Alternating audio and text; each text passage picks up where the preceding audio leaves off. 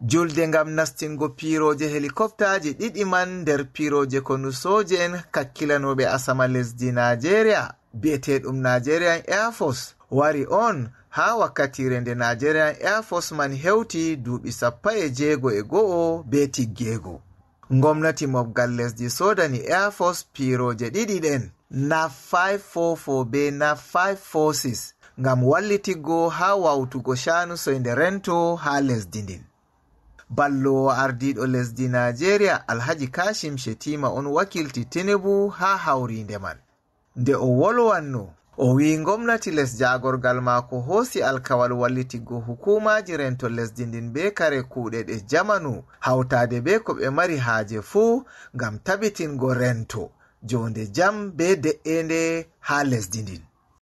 My administration will remain steadfast in modernizing the armed forces, ensuring that you have the gomnati les jagorgal am tabitinan heɓani soje en lesdi ndi kare kutinirɗum zamanu ngam dogginki kuuɗe rento bana no handi.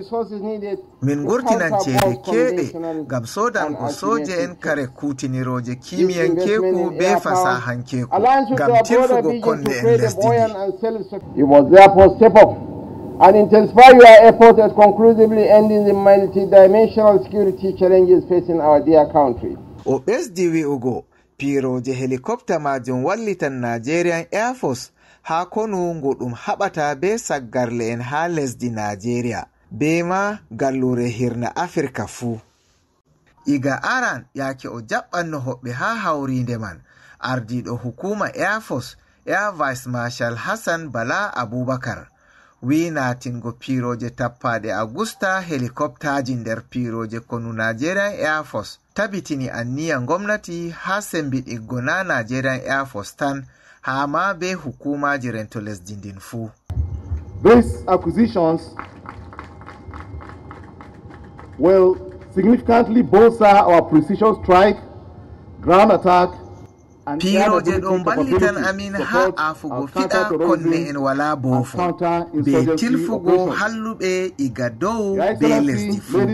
Ɓe dokkan amin jalorgal sahingal dow saggarle be pusoɓe pipeji malla bo tiyoji nebbam peturjam ha gallure Niger Delta.